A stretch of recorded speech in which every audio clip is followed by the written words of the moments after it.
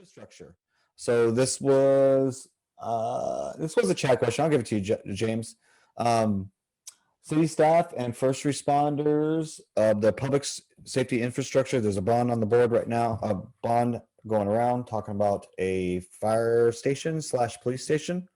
And what do you think about that? I know it's going to kind of be unpopular, but the ones we have, we need to upgrade them first and foremost. Second of all, we don't need another one, to be quite honest with you. In comparison to our size of other cities, I can actually see, our if we had, 35,000 people living in Kennedale, yeah, we need it. We have less than 10,000. We don't Maybe. need. I think we're going to clear 10,000 with the last I do census. too. Yeah, I think so for sure. Until the new. We'll just say 10,000. That's good. It's good mark. Good mark. Until the new census data comes out, though, it's under 10,000. Yeah, we're still below 25,000, which I think is the mark. Exactly.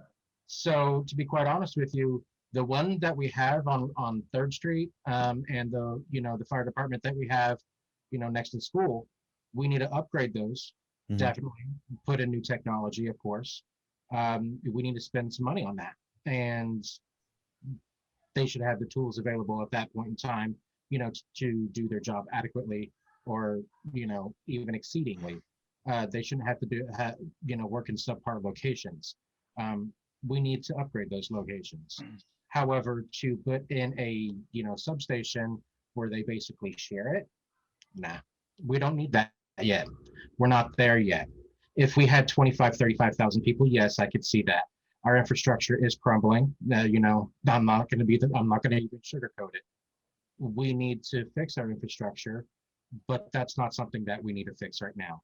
That can wait later on down the road. If we need it, 5 years from now, sure. If we have 15,000 people in Kennedale, I can see a need for it. Under 10,000 without the current census data, then yeah, no, we don't need it now. Let's upgrade the current stations. Let's give them more technology. Let's spend the money on that. So when it does come time to build a new one, guess what? They're already going to be on the same level. So you know what? They'll both equal out. They'll both operate at the same level. That's what I suggest. Okay, Chad?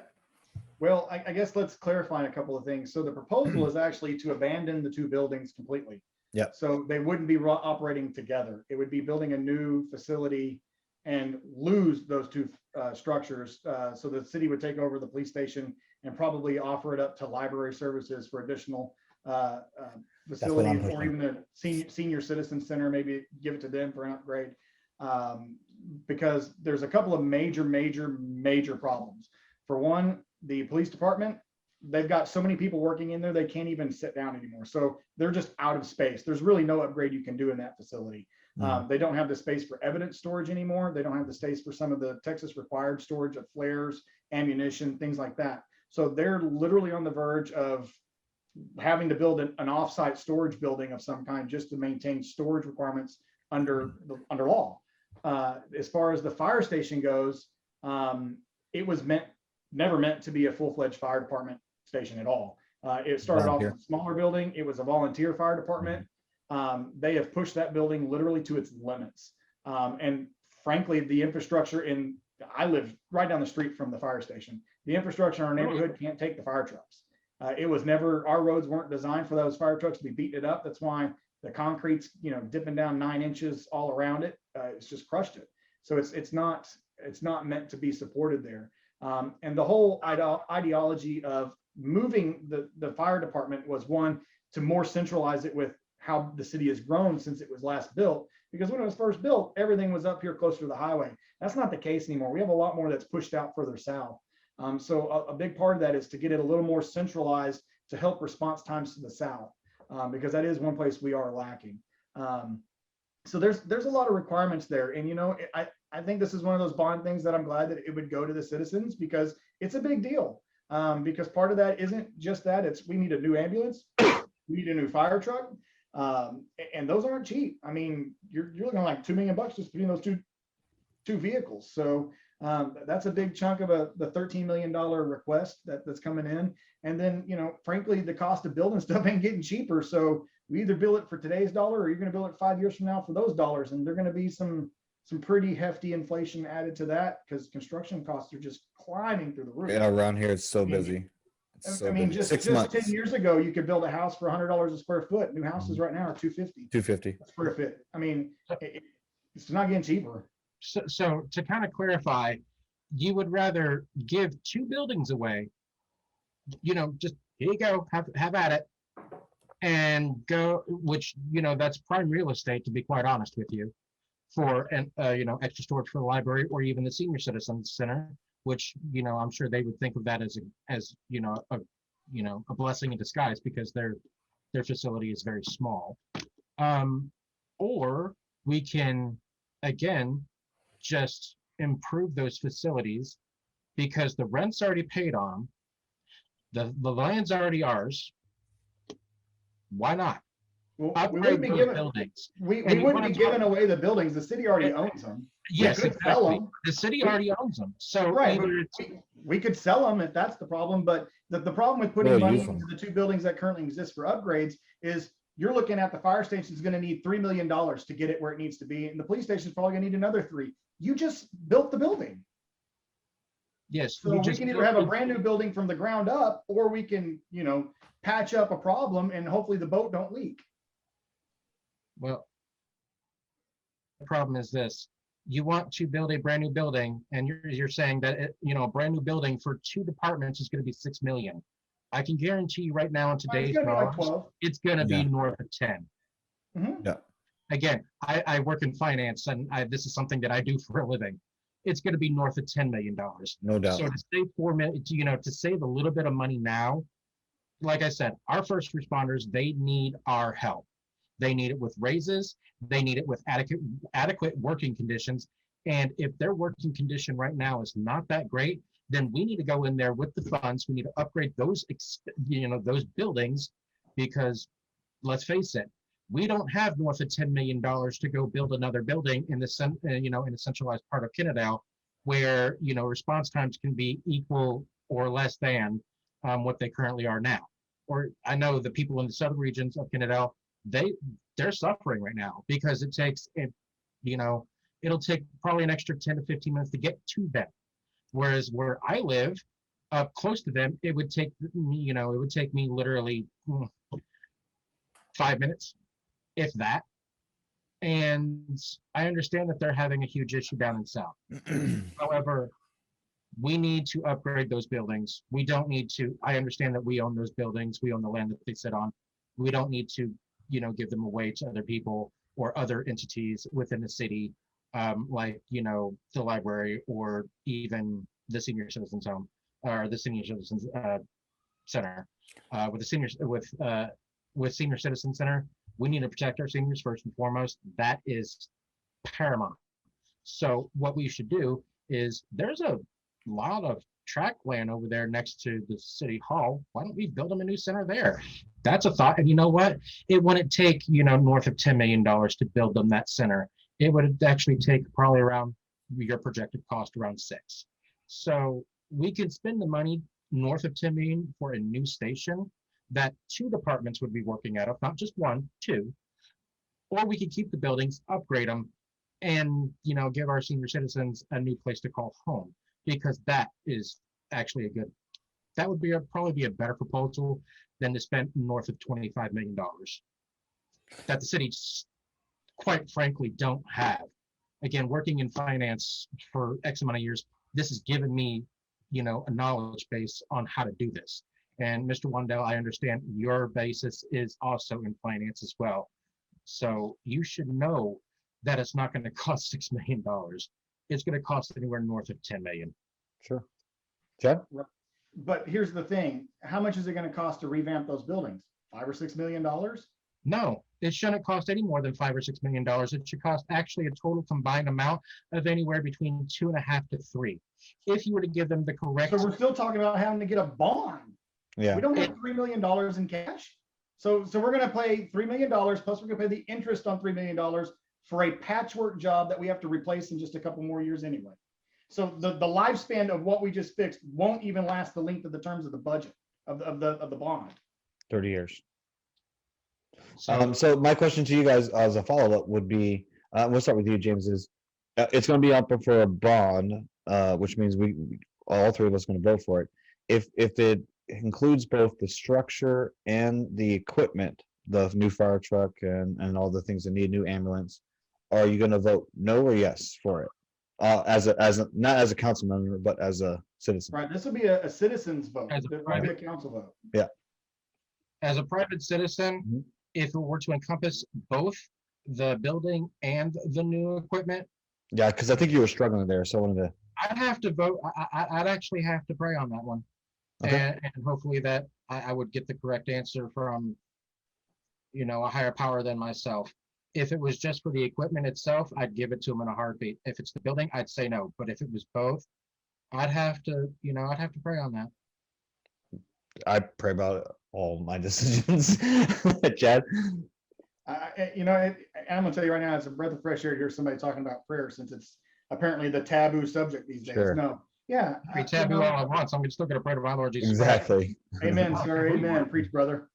I would vote for it because I've seen the condition at that fire station. Me too. I've seen the rat's nest that the police department has turned into. I mean, literally, they look like hoarders over there because they have nowhere else to put stuff. Yeah, when you So walk in, for you go them- sideways to get. Yeah, I the- mean, for the them, a fucking hole. revamp on their building is literally building another building to put stuff into to keep up with Texas law. So the police department, there's no other way around it. They have to have the space.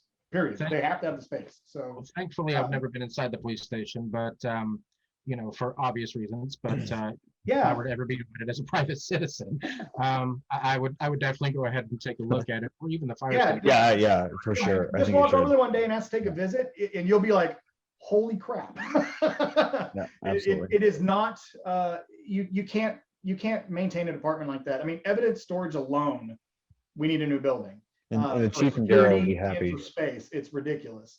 And we don't even have our own jail anymore. So we have to, every time somebody has to get picked up, you got to go to Mansfield to get rid of them, and that takes a police officer off of our streets.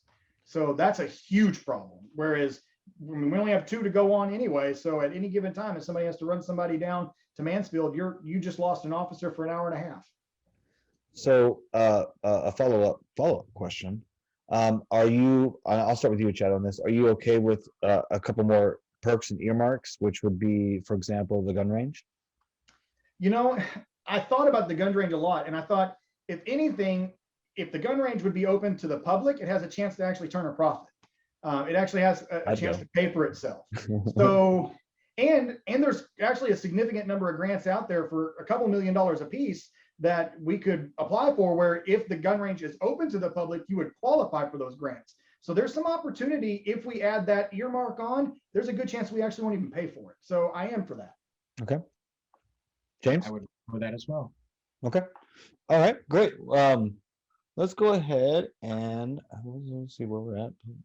Make sure we didn't skip anything. Public safety infrastructure. We If did we that. just get a discount on ammo. I don't know about that. I don't one. think. I was telling somebody the other day, I was like, it'd be a great time to start an ammo business. And they're like, no, it's not. And I thought about it, I'm like, you're right. You can't find caps. You can't find black powder. That's a very stuff to do it. I was thinking, entrepreneur, man. My entrepreneur brain's always working. I mean, if you want to catch that ship in the Suez Canal, go for it.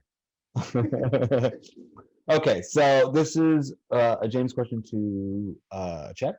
According to the mayor, the Kennedale sublet realignment has been in the works for 15 plus years. The mayor also states that it would also cost the city around $4.5 million. No plan, no artist rendering, nothing.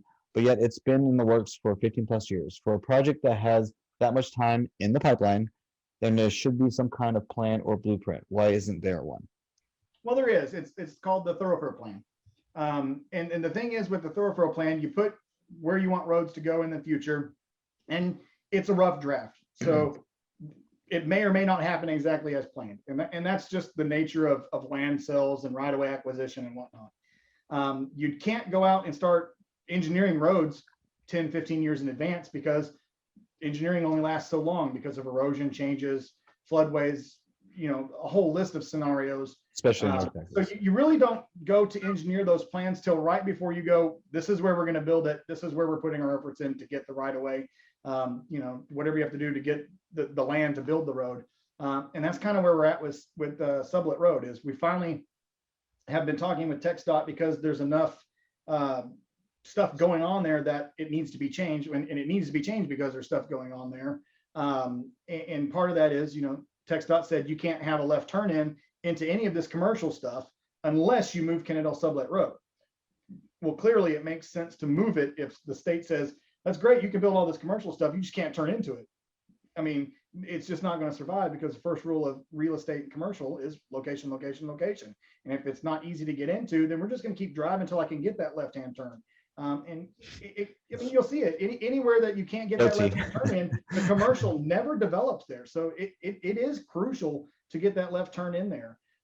So with that being said, it opened up a lot of changes on where we had to try to start thinking about where does the alignment now kind of shift in this window. And that's kind of the stage we're at now is, okay, we've got this proposal, TxDOT says no. Okay, well, we'll come back with this proposal.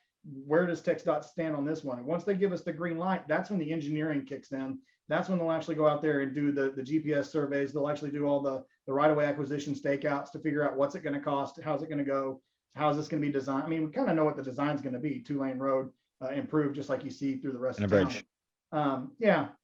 And so that's kind of the game. So it's not that there isn't a plan. It's just it's staged process where 15 years ago, here it is, the right of way goes through right here. Now that stuff's developing around that right of way, it starts to firm up and get a lot more solid, and it starts to tighten up. I was part of the 161 project corridor that was on the plans for 30 years, but engineering started till just a year before we started digging up roadway, and they've been buying right of way for decades. So it's one of those things that you can't go and spend the engineering planning money until you get ready to build it, because you're gonna have to go back and turn around and redo your engineering plans. And at $200,000 a whack, that's bad business. So, James. So there's a little hiccup in what you just said there, Mr. Wandell, and I do apologize for bringing this up. On page 67 of the comp plan that was done in 2012, it does show a little bit of model here of what they're basically wanting to do. And that would be to take Kennedale Sublet, and that would be to run it through the cemetery next to the burger box, cut off Mansfield Cardinal, and then hook it into Broadway. It's where it would go down to Everett. So I did find a model. So there is one available. It's again, page 67 of the comp model that was done in 2012. That's what I'm looking at. My only problem here is this. Listen, again, I've been living in Kennedale for about 8 years now. I haven't, kept up with city politics. I'm going to be quite honest with you until the last, 4 years. The reason why I started following it is because I noticed there was a lot of shady stuff going on. This is the good old boys club, or at least it was. It's not anymore. Kennedale was growing. There's no mistake about that. But to take a road such as Kennedale Sublet, move it into, and according to this, like I said, this was built in 2012, so this could be outdated information that I'm looking at. Extremely outdated information by about 9 years, so almost a decade. But if it is, I do apologize for even bringing it up. But if it goes down through the way that they're pulling it in, it's going to go through the cemetery, and I'll be the first one to tell you right now, I have 4 loved ones that are there.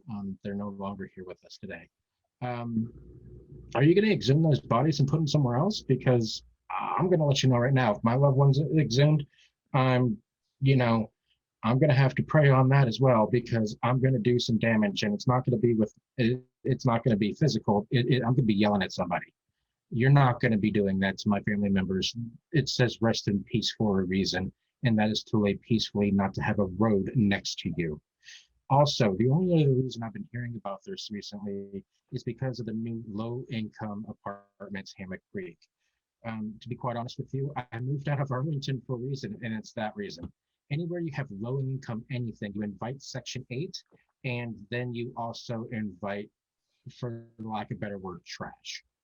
Um, and to be quite honest with you, I'm not talking about the people version. I'm talking about, paper, literal trash. Um, and that's not something I want in my neighborhood. I literally, like I said, I live 5 minutes from the police station. Um, I live right off of, Third Street. It's very concerning that to see all this information, and another little gem that was also in the comp plan that was on page 41 was a little gem that I saw that I almost couldn't believe to see my eyes. It's a composite scenario of the preferred growth scenario, um, which, the town center is highlighted in red. And then it actually has all that information that I just said. But around there, if you actually look at the thing, if you actually look at the illustration here, there's like boxes and stuff like that. And I got to reading that, and that basically demolishes this entire area to make way for development, which I'm not okay with. I mean, that's a lot of people's housings. It's very concerning to me why you would want to go through a cemetery, why you would want to interrupt people's, resting, of course. Also, to build something like to build that road right through there, just to make way for Hammock Creek that's no good to me. There's nothing wrong with the road that's there now. There's just no reason for it. And the price tag, $4.5 million, it's going to be north of that. Just not by much, but it's going to be north of that. We're talking anywhere between maybe 5.5 to 6 million. And that's only if it gets approved by TxDOT, of course, with the bond package. But like I said, it's concerning. It needs to be dealt with, but it doesn't need to be dealt with in this manner of any way, shape, or form. To go through people's housings, to go through their businesses, and to go through loved ones' resting places. I'm not a big fan of that. You're not going to raise the dead, put them back in the ground, all for improvement. It shouldn't happen. Okay, so I Okay, guess Chuck, go ahead. see where to start here. So what you saw on the comp plan was part of the thoroughfare plan. I don't know when the last time our thoroughfare plan was actually updated. I don't have that information for you. So what you're seeing is maybe the last thing that was ever done. The thoroughfare plan usually only gets adjusted about every 10 years, 15 years.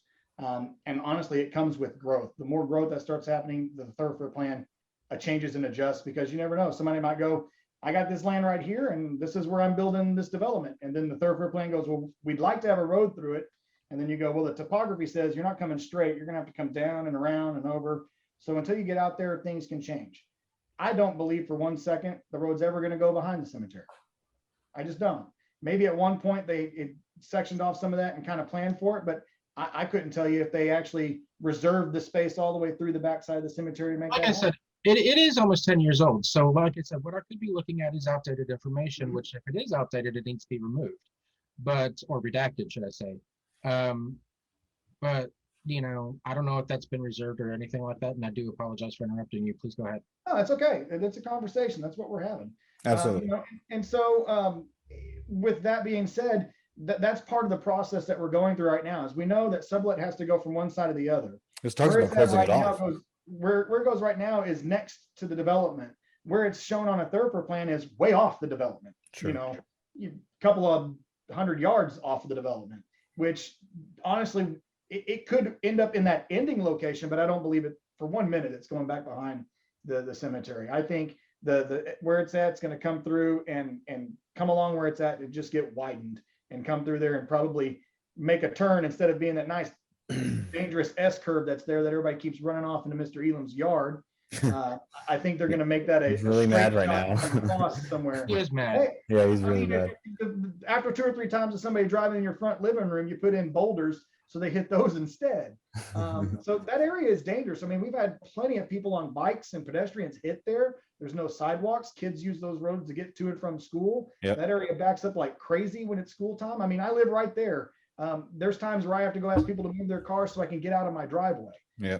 So, there is there. Now, let's touch on the subject of those apartments real quick. So first off, they're not low income apartments. They're not Section 8 at all. There's no such thing as Section I 8 wish people anymore. would stop calling them that, because they are not. That is not what they are at all.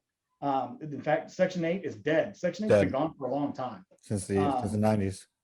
So they actually have income requirements for these to qualify for a reduced rent. And so they're not giving a voucher to get rid of rent. This is called, it's basically a step program. And I'll be the first to tell you that why I support these. And here's why I support these. And if you never saw my testimony when I gave it on these apartments before I was a city council person, I'm gonna give it again. When I was a kid, I was homeless. My dad lost his job. We lost everything. We lived in a car for almost a year. It was an impossible cycle to get out of. It's literally a catch-22. You can't get a job if you don't have an address. Well, you can't get an address without a job. And so we actually moved into a facility that was a lot like this, that helped us transition from that, and then helped us actually save top financial classes, showed us resources, how we could do better, showed us how to do better savings, helped us with finances to put us in a new place, because they're not considered long-term. Their program is, you got 5 years. We want to, in 5 years, get you set up to be a homeowner. And that's how they operate. And structures like this are great. It's exactly what the lower and middle class people need to become more financial savvy, and to learn what it takes, the discipline, the knowledge, and even the upkeep requirements of what it takes to become a homeowner. And so I applaud things like this. And I know that's not the popular opinion. And I live 100 yards from where this thing's being built, and I have no problem with it being in my backyard. No problem at all. So I wish really people would stop looking so negatively on these, because it's not Section 8, it's not government assisted housing. It's a different thing. The company is getting a tax break for their development by allowing a deduction on a rent for a specified time period. And eventually it goes away completely. So for them, it's like being phased out. So for the first, I don't even know how many years, I'm just going to make a number, so don't quote me here. For the first 15 years that this apartment complex is alive, they're allowed to have this program. But after that, they go back to being full rent apartments. So it's a phased thing. To me, I think it's a great way for a corporation to use their assets as charitable procedures to get people into better places. But you just said that was, I do apologize. You just said that they were government subsidized for, for like 15 years. So in essence, it is a government subsidy, isn't it? Yeah, sure. But it's not like government assistance programs where anybody can go scam the system and walk away with checks and money and whatever. Okay. I'm going to let you believe that because I also had similar growing up like you. We moved from New York because the rent was too high and everything is too high up there. We moved down to Texas because there was better opportunity. My father got a job at the city of Fort Worth, actually city of Forest Hill. I lived over off of Parker Henderson, just right down the road, in a trailer for about, I'd say 5 years. After that, he lost that job. We did become homeless as well, except I was homeless for about 4 years. And we slept at my grandmother's house and we took showers there. And as a child going through that, it has helped me, help others who are less fortunate than I am. So for this type of an establishment to go up, like, I understand Section 8 is dead, and all that good stuff. However, to me, having it, I don't know if you've actually looked at, what the income requirements are for this, but I have. I actually did my homework on this one. You have to have you have to make under $35,000. The primary applicant has to make under $35,000 a year in order to have a place there. Now, to be quite honest with you, that's the primary applicant. It doesn't, they're not going to check in on you every day to see who's living there. So for you to say that no one's going to be scamming the system, yes, they will. It happens all the time, unfortunately. Even in today's society, people get, government assistance and they're driving around brand new Cadillacs. That's not something that they should have if they're getting government assistance. So again, I'm going to let you believe that, but it's not true. Also, this Hammock Creek apartment complex, like I said, it's not something that a lot of people wanted. I mean, I understand that you might wanted it, or, some of the other, the council members wanted it. But for everything that I've read on it, this developer was involved in the Dallas scandal with John Wiley Price. Look it up. Just look it up. This developer bullied one of your council members, ex-council members, and made her basically recuse herself from voting. That's not somebody I want to go into business with. That's not somebody I would like to go, yeah, here's a tract of land, have a good day, bye. That's not something I would do.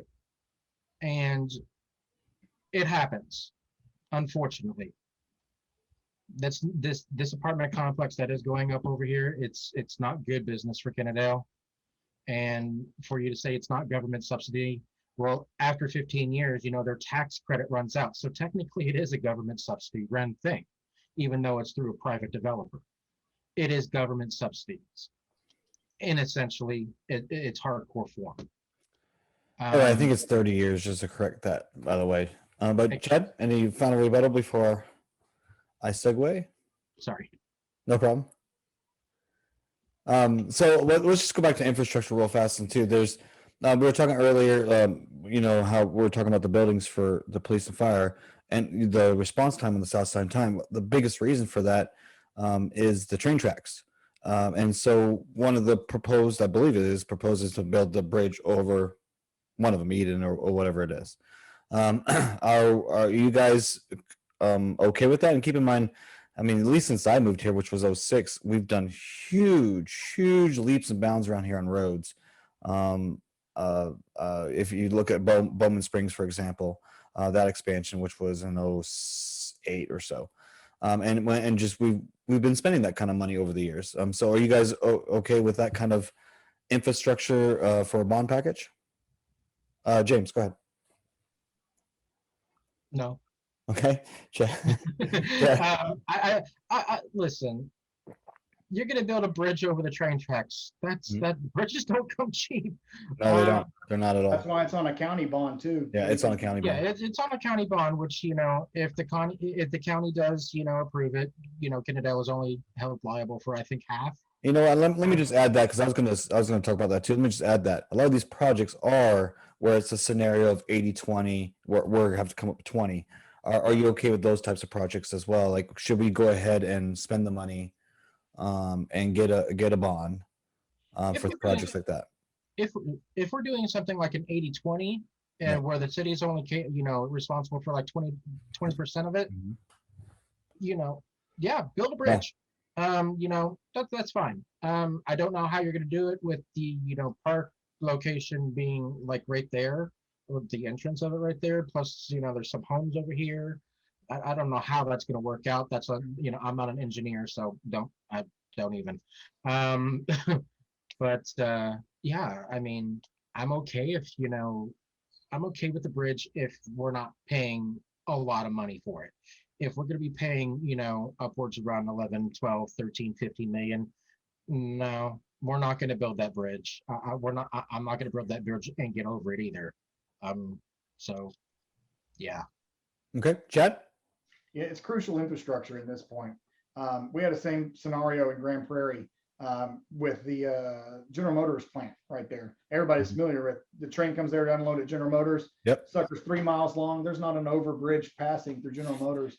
Well, the thing is dispatch doesn't tell police officers when that occurs. So they have no idea. They go into that blind. So when they get called to a scenario and they're headed that way, and then boom, they turn that corner and oh crap, there's a train there. They get to go around and make a 3-mile loop. And then when minutes count, you literally could be costing lives in that scenario. There's in the scenario that we're looking at, we're working on a county bond to help cover the cost of that. Plus, we're also going to be putting some pressure on our county commissioner to help use a little bit of their discretionary funds to help cover the cost of that. Yes. That's my job. I'm going to put some pressure on them to do that because there's never going to be a time in Kennedale where we just have $10 million to hit a bridge. It just doesn't work that way. So if we can get any of that covered, that's the time you move and you go aggressively at that so that you're not paying full price for it. Because in reality, without this bridge, there's just nothing that's going to happen positive in the south end of town. Insurance rates down there are going to be ridiculous because you're going to get rated. I mean, I'm an actuary. I'll tell you right now, when those response times gets to those points, the actuary looks at those and they go, all right, well, you're going to have a 40% premium increase, a 90% premium increase, or worse, they go, guess what? We're going to rate your whole city differently. Now, everyone gets a 15% premium increase when you don't build those things. So, that's the other thing you have to look at in these scenarios is, if you don't build connecting infrastructure that can bypass potential problems, everyone pays for it. So we either pay for it with a bridge or we pay for it in premiums somewhere else. It's going to happen. So you just got to pick which one we're more comfortable paying. Instead of building a bridge, why don't we build a tunnel? Would that be cheaper? No. Not in Texas soils. It's too unstable. We have too much seismic activity around here. And there's infrastructure underneath that road over there by the train tracks too, sewer lines and things like that, water lines. That would have to be moved, and that's a nightmare. Trust me, that's costly. What about the homes over there and stuff like that? Well, the place that they're looking to do it is, I wish I had a map. I wish I had one too. Like Little Road comes out and it stops at the Parkway, and basically that's where they would start raising Little Road up, and then give it its offshoots to the Parkway, but then build a bridge across the Parkway. And come down after the railroad tracks. So it would actually go over the Parkway, the railroad tracks, and then come down. Another thing that happens too, and this is for projections, because we know our projections of growth are high, especially on the south side, is they'll widen it, make it a little bit more wider. That way, one day, 10, 20 years from now, we get another bond to widen that road as well. And then we get to those future plans. So to clarify on the comp plan, I can actually probably educate you both on that. We'll just move to the final question from that, which is the comp plan. So before you start on that, I did want to go ahead and say one more time, if it was included in a bond, I would be for that. If we're only paying 20%, if we're paying anything over 50, I would be against it.